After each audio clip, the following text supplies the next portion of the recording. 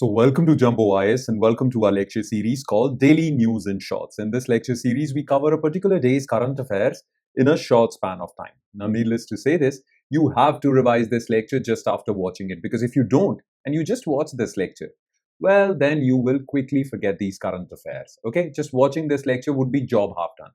So revision is important. Now, you can revise these current affairs from the notes provided by us, and these notes are shared on our Telegram channel. The link to our Telegram channel is provided in the comment section just below this video. All right? Okay then, let's begin today's discussion. But first, let's take a look at the list of topics that we shall cover today. So let's begin. So daily current affairs, 18th of December, Thursday, and here is the topics list. So number one on this list is, well, we are going to continue with Prime Minister Modi's three-nation tour. Okay, now he's in Oman after Ethiopia. So we'll talk about India-Oman relationship, plus India and Oman also signed a free trade agreement. So it is important in that context as well. The next topic is a case in Supreme Court with respect to intersex rights. Okay, we'll talk about this. Then third topic is with respect to the issue of marital rape, because Shashi Tharoor, honorable parliamentarian, he basically wrote an article saying that marital rape, the exception to marital rape, is a colonial curse that is still hanging over us. So we have to remove it completely. So we'll talk about this. And in the end, we'll talk about a defense-related news item, which is Seahawk helicopters inducted in Indian Navy.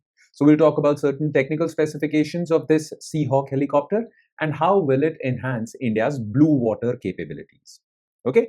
So topic number one is clear-cut related to international relations portion of your UPSC syllabus. Topic number two is related to polity plus society also portion of your UPSC syllabus. Topic number three is same, polity and society. And topic number four, well, defense technology, which is part of science and technology portion of your UPSC syllabus. So these are the four news items that we shall zero in our attention on. So let's start discussing them one by one. Starting with topic number one, and that is India-Oman relations. Now, ever since Prime Minister Modi has gone on his three-nation tour, first he went to Jordan, then he went to Ethiopia, and now he is to his final stop, and that is Oman. Ever since he started doing that, we have been discussing these countries one by one. We talked about India-Jordan relations in our previous current affairs lecture, then we talked about India-Ethiopia relations, and now we are going to talk about India-Oman relations. By the way, all three countries are in the similar geographic region, okay? Yes, Ethiopia is in Africa, but that part of Africa, Eastern Africa, which is very close to Arabian Peninsula. So these three countries are important from the perspective of geopolitics as well. That is why we specifically focused on this particular region. Okay. Now, as far as India and Oman go, well, Oman is very important for us and important from the perspective of international trade as well. To boost India's exports, Oman can be critical, and that is why this free trade agreement between India and Oman was significant. So we'll talk about this free trade agreement and broader India-Oman relationship. Just few facts that you need to remember. This is not going to be that difficult a topic. Okay, so let's quickly begin this. So India-Oman relations. So what was in the news? India and Oman signed a comprehensive economic partnership agreement, which is a significant or an upgraded version of free trade agreement. On December 18, 2025, to boost bilateral trade amid Western trade barriers. You all know that USA has applied tariffs on India, so this discourages India's exports to Western countries. Plus, EU is applying carbon taxes, green taxes on Indian exports. So in a sense, EU is also discouraging Indian products in its market. That is why we need to diversify. Okay, we need to diversify our markets. We need more markets where we can sell our products so that our exports can increase, right? In that diversification attempt, Oman can be a significant partner. This pact aligns with India's strategy to secure alternative markets, okay, in West Asia following its UAE deal in 2022. This diversification process started way back. We started with UAE and now we are concluding a deal with Oman. Okay, so let's talk about this in a little more detail, okay? Let's talk about the context. So India pursues FTAs, which is free trade agreements, aggressively. And why are we pursuing free trade agreements aggressively? Because free trade agreement with any country will boost our exports to that country. especially in the context of USA's tariff barriers and non-tariff barriers of European market. Okay, European market is applying non-tariff barriers, basically carbon mechanism, carbon border adjustment mechanism. In a sense, if Indian products are made from factories that produce a lot of or emit a lot of carbon, well, then EU will apply taxes on it. Okay, and Indian factories do emit a lot of carbon. Basically, European Union is saying that we want to discourage greenhouse gas emissions. Therefore, we are forcing Indian factories to reduce their carbon footprint. But India is saying it is unfair. Nonetheless, these are certain barriers on Indian exports to EU and USA. That is why India is exploring other markets. So India looked towards Arab markets. Now, to capture Arab markets, there is an organization of Arab countries, which is known as Gulf Cooperation Council, GCC. Okay, but GCC wide talks, they were stalled. Okay, the talks between India and GCC, they hit a roadblock. Therefore, India started engaging with GCC members bilaterally, individually. We started with UAE and now we are moving towards Oman. Both of them are GCC members. Oman's strategic ports offer gateways to Africa and Eurasia. Another significant point about Oman is that once you ship your products to Oman, then from Oman you can ship them to Eurasia, Central Asia, African markets as well. So it is a gateway to other markets. It's not just a market in itself, gateway to other markets as well. Enhancing India's regional exports despite its smaller 40 billion import market. Oman itself has a very low import market. Okay, it doesn't buy that many goods from India, but we can use it as a gateway to sell goods to Africa. That's the significance. The deal counters widening deficit. Yes. So with UAE also we concluded a free trade agreement, but with UAE we run a huge trade deficit. We import a lot and export very less to UAE. That is not going to be the case with Oman. We have taken care of that through services, exports and all. Okay. So what are the key provisions of this free trade agreement? First of all, Oman grants zero duty, no tariffs on Indian products like gems, jewelry, textile, pharma, auto engineering goods. India liberalizes 78% of its line. So Oman won't put any tariffs on India. India won't put any tariffs on Oman. Okay. Plus, Oman will give more access to India's services exports. Now, Indian professionals can go and work in Oman very easily. Visa restrictions are reduced. Plus, India exports a lot of food products also. But Oman rarely accepts non-veg food products on the basis of them being non-halal. Now, India only sells halal food products to Oman. But Oman says that we do not recognize your halal certification. To basically sell halal meat, you have to get a certification. But Oman used to say that Indian certification is not valid in our law. That has been removed.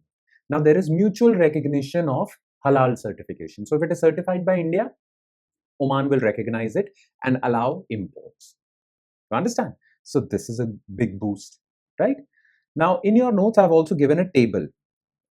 This table is basically a short form of the free trade agreement between India and Oman. So do go through this as well. All right. And now let's quickly shift our focus to a very significant topic, and that is intersex rights in India. Okay. Now, recently, intersex activists have filed a petition in Supreme Court saying that, when Supreme Court gave its judgment in 2014, very famously known as Nalsa judgment, in that Nalsa judgment, Supreme Court said that transgender people have all the rights and they won't be forced to choose between male gender or female gender category. They can have their own third gender category. So through Nalsa judgment, they created a third gender category. Okay. Now transgender people don't have to or are not forced to identify with either males or females. So it was a significant judgment. Plus, it recognized the third gender, right? But the thing is, there is a huge difference between intersex people and transgender people. What Nalsa judgment did was it clubbed together intersex and transgender together, okay, and basically displayed all the rights or elaborated on all the rights these people have. But transgender people have different requirements. They need different set of protections, whereas intersex people have different set of requirements. They need different set of protections. So intersex people are saying that by clubbing us together with transgender people, you have somehow obfuscated or hidden our protections. Okay, that is their argument. Don't club us together, we are a separate category. Now, to understand this argument by intersex activists, to understand this in more detail, you need to understand the difference between the two, transgender people and intersex people. Okay, so let's talk about this, and then we'll talk about the arguments presented in the Honorable Supreme Court by intersex activists. Okay, all right then. So yeah, intersex rights in India. So what was in the news? India's Supreme Court on December 16th referred a PIL by intersex activist Gopi Shankar M to a three-judge bench for constitutional review of intersex rights. Basically, constitutional review of its previous judgment, also known as the Nalsa judgment. Okay, and basically, intersex activists are saying that you clubbed sex and gender together in that Nalsa judgment. Basically, sex and gender are two different things. Sex is a biological reality. Okay, if you have male genitalia, well, you are categorized as male sex. If you have female genitalia, female sex. But gender is sociological, social construct. Okay, there are certain expectations, roles, and responsibilities that society gives to men and society gives to women, right? Men and women, the psychological, sociological construct is gender, sex is biological, based on your genitalia. Now, the difference between transgender and intersex people is that transgender people are those people who are born with normal genital organs, either male or female. They are born with normal genitalia, but they don't identify with the genitalia, or they don't identify with the gender identity they are given at birth. So if someone is born biologically male, okay, but when he grows up, he does not identify as a male and identifies more as a female. He is perfectly biologically male, but he identifies with females. He wants to look like them and many other things, okay, and thinks like them. Basically, man in a woman's body or women in a man's body. That's what transgender people are, to put it crudely. If okay, so these are transgender people. So there is no issue biologically. But intersex people are different. Intersex people are not born with normal genitalia. I shouldn't be using the word normal, but intersex people are born with different than normal genitalia. Okay, it's not completely male genitalia or complete male genitalia or complete female genitalia, somewhere in between due to some genetic anomalies. So even biologically, you cannot call them either male or females. Okay, this is something, I mean, intersex people have. Now these people are saying that why have you clubbed us with transgender people? Their problem is only societal problem. Our problem is also societal as well as biological. It's not a problem. We shouldn't call it a problem. But we are biologically different than transgender people. So our rights, responsibilities, and our protections should be different from transgender people. But you have clubbed us together in this Nalsa judgment. Okay. So intersex, biological, just remember, and that is sex, and transgender people, well, societal. Here's a difference between, I've also shared a table in your notes, difference between intersex people and transgender people. Okay, it is biological intersex, and transgender, gender identity. Clear? It's more psychological or sociological construct. Make sense? Now, what is the argument presented by intersex people? What issues do they have with Nalsa judgment? Okay, so issues with Nalsa judgment, and that is why they are requesting the Honorable Supreme Court to review this judgment. So first issue that intersex activists have with Nalsa judgment is conflation of sex and gender. You basically clubbed sex and gender together. By the way, there is a difference between the two. Actually, there is a difference between the two. The Nalsa judgment effectively treated sex, which is biological, and gender, which is identity, so societal identity, as interchangeable. You clubbed the two terms, use it interchangeably. This led to intersex persons being inaccurately grouped under transgender or third gender category.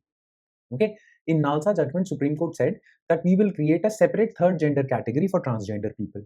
But intersex people, because of that, have been grouped with transgender people. What if intersex people want to categorize themselves as male or female, but now they will be categorized as third gender? So don't club the two. These two are different categories. Lack of bodily protections. NALSA focused heavily on the right to self-identify gender, but failed to address non-consensual sex-selective surgeries. Basically, if there is an intersex child, their parents, without taking the child's consent, because child doesn't know anything about it, fairly at a very young age, go for sex-selective surgeries to give them male or female genitalia, surgically. Now, child's consent is not taken in this, right? Now, NALSA judgment said that this is wrong, but it did not outrightly ban it. Intersex people are saying that parents sometimes take a wrong call and force their children to have these surgeries, which can have long-term impacts. Put an outright ban on these surgeries, sex-selective surgeries. A person, intersex person, can have these surgeries, gender surgeries, sex surgeries, later when he turns 18, when he or she can take that decision for themselves. Okay, so non-consensual sex-selective surgeries should be outrightly banned. By the way, some states have taken the initiative to outrightly ban them, but there is no nationwide ban on this. That is their argument. Inadequate definition in subsequent law.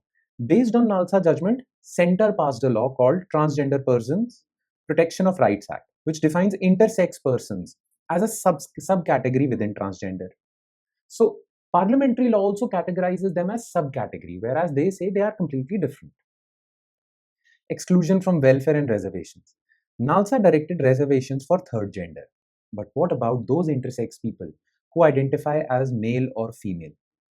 Because they have their genitalia is closer to a complete male genitalia. So they want to categorize themselves as males, but they won't get the reservation benefit. Why? Because, well, they have categorized as male, but reservations would be given to only people who are of third gender. So there is confusion because you have grouped them together. You understand the point, right? So therefore, the need is to separate the two. Review the NALSA judgment. That's the argument of the petitioners. Okay, and provide different set of protections to intersex people and different set of protections to transgender people. Yes, so this is the thing. Now, some states have taken some initiatives. For example, Madras High Court and Tamil Nadu outright ban on non-consensual sex-selective surgeries. Same was with Delhi High Court. But there is no nationwide law for this. So intersex people from other states would be suffering right now. So come with a nationwide law. Plus, the petitioners, activists have presented their list of demands to the Honorable Supreme Court. So nationwide ban is one. Separate intersex census category. In census also, you should have a separate category, intersex and transgender. Then there should be a central commission for protection of intersex people. For example, there is National Commission for Scheduled Tribes, National Commission for Scheduled Castes, National Commission for Backward Classes. There should be a National Commission for intersex people for their protection, and reservation in education, employment as a marginalized group. Okay, so that is their demand. So you understand? Do remember this difference between intersex and transgender people. Don't club them together. That's what the argument is. Don't club them together. All right? Okay. And now let's move on to third news item, and that is, well, the issue of marital rape. Now, what is marital rape? First of all, you need to know what is rape. Rape is basically non-consensual sex. So you are forcing someone for sexual act. You're forcing someone against their will, right? Simple. This is rape. Now, what is marital rape? The thing is that sometimes in a marriage also, the husband forces a wife for these sexual acts without the consent of the wife. Okay? Now, in Indian law, marital rape is not recognized. Rape has a punishment under Indian criminal law, but marital rape is not recognized as rape. There is an exception. No criminalization occurs. But we all know that marital rape does occur. Okay? It doesn't mean that after marriage, the wife's consent is permanent. Most of the times, or many times, there won't be any consent. But, well, sexual predatory behavior or sexual acts or sexual exploitation occurs in many marriages in India, right? So, marital rape should also be punishable. Yes, it should be. but it is not. Okay, and this exception to marital rape was during colonial era. Okay, so Britishers, basically our British colonial masters, they came out with a Indian Penal Code, IPC. In that, rape was criminalized, but there was an exception called marital rape exception. Marital rape won't be considered rape, and this IPC was continued. Basically, IPC was replaced with BNS, Bharatiya Nyaya Sanhita, but this marital rape exception still continues in BNS also. So this colonial era definition still continues. Now, there have been so many voices to criminalize marital rape as well. But, well, there are many people who oppose this. Some from patriarchal mindset say that once the marriage is done, well, whatever happens between a husband and a wife should stay between them, and therefore we shouldn't criminalize any of this. And the other argument is that, well, if you criminalize marital rape, then it can be misused by some antisocial actors. Okay, it can be misused by some women. So these two arguments are presented to continue with this exception. Now, Honorable Parliamentarian Shashi Tharoor, he said that shouldn't be the case. We should criminalize marital rape. We should remove this colonial era exception. And he gave certain arguments. In fact, he's also presenting a private member's bill to criminalize marital rape. So let's talk about this. I have given you a background. Now let's quickly talk about this, okay? So issue of marital rape. So Shashi Tharoor's opinion piece critiques the marital rape exception in section 63. So remember, under Bharatiya Nyaya Sanhita, rape is penalized, but section 63 has an exception, okay, of marital rape, which is similar to section 375 of IPC, which dealt with rape. But in that section 375, there was exception number 2, which, well, did not recognize marital rape as rape. Okay, so remember this, section 63 of BNS and section 375 of IPC, they dealt with rape, but marital rape was, there was an exception for marital rape in both these laws. Okay, as a colonial relic violating women's constitutional rights to equality, dignity, bodily autonomy under Article 21. Shashi Tharoor says that this decriminalization of marital rape is basically against a woman's right to equality, right to life with dignity. Article 21. Okay. Now, why India should do it? Why India should remove this exception? Well, National Family Health Survey number 5. This data shows that 83% of women aged between 18 to 49 have said that they have faced sexual violence and identify their husbands as the perpetrators of that violence. So many women are trapped in such marriages. Okay, you would give them a relief if you will remove marital rape exception. This is Shashi Tharoor's argument. Plus, you all must have heard about Nirbhaya rape case, right? It was a brutal rape case in 2000, gang rape case in 2013. So to create legal conditions for a safe environment for women, Justice Verma Committee was formed. Justice Verma Committee gave certain recommendations to create safe spaces for women. In one of his recommendations, he said that recognize marital rape. Okay. Plus, India should remove this exception because it is India's international obligation. How? India has signed this convention, UN Convention on Removal of Discrimination Against Women. India has ratified this convention. Okay, and as per this convention, well, marital rape should be recognized. But India has ratified this convention, but not removed marital rape exception. In fact, Article 253 of the Constitution says that Parliament can enact law on to fulfill any of the obligations under international conventions. It is our fundamental duty or directive principle to follow the provisions of international law or international conventions, but we are not doing it. Right? So these are the arguments presented by Shashi Tharoor. And he has also debunked the arguments against this. People who oppose removing marital rape exceptions. He has debunked this argument also. He says that make your investigation strong so that false cases are never reported or are defeated in the court. But this is no excuse that there are so many people who will level false cases against their husbands. So you are not criminalizing marital rape altogether. This is wrong. Okay, so this is his argument. All right, and now let's quickly shift our focus to last news item, and that is Seahawks inducted in Indian Navy. Now let's quickly cover this topic, okay? Because this is a set of helicopters which were made by USA and we have imported from USA. Okay, so these Seahawk helicopters are very important for surveillance and anti-submarine warfare also. These helicopters can attack submarines. So it is very important for Indian Navy's blue water capability in Indian Ocean. Okay, so let's quickly talk about certain specifications of this helicopter. Let's quickly cover this topic, okay? So Seahawks inducted in Indian Navy. So Indian Navy on Wednesday commissioned its second helicopter squadron, INAS 335 at INS Hansa in Goa, nicknamed as Ospreys, after the fish hunting bird of prey. Okay, so Ospreys is a bird that hunts fishes. So that is why you have named this helicopter after this. These US origin Seahawks, maritime versions of Black Hawk. So you must have heard about USA's Black Hawk helicopters. So for Navy, they have created Seahawks. So we have imported this from USA, okay? Now about this deal, well, just take a look at this deal between India and USA. We will just focus on the advantages that will come out of this for India. How will Seahawk help India's naval preparedness? So let's talk about this quickly, okay? So strategic role. So it will help us prepare against conventional threats, submarine detection, tracking, surface ship targeting, okay? Killing surface ships, destroying surface ships. So mine recognition, sea denial, extended warship. So basically India's naval preparedness.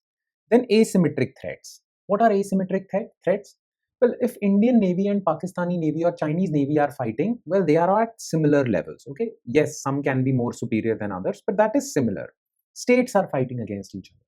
But sometimes Indian Navy has to fight terrorists, okay? Now, terrorists do not have that much muscle power as an entire country, but they use asymmetric warfare, guerrilla warfare to give maximum damage.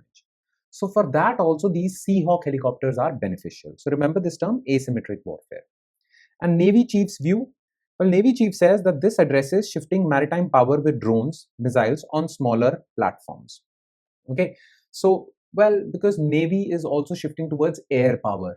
So this helps in that. Basically, that's their argument. Clear? And that would be all. With that, we conclude today's session. So thank you so much for watching, everyone. And I'm sure it has added value to your preparation. But remember this, it will add more value if you're number one, consistent and regular with this lecture series. And number two, you revise it from the notes provided by us. So in the hope that you will do that, I shall take your leave with the promise of seeing you again with another set of news items. Thank you, everyone.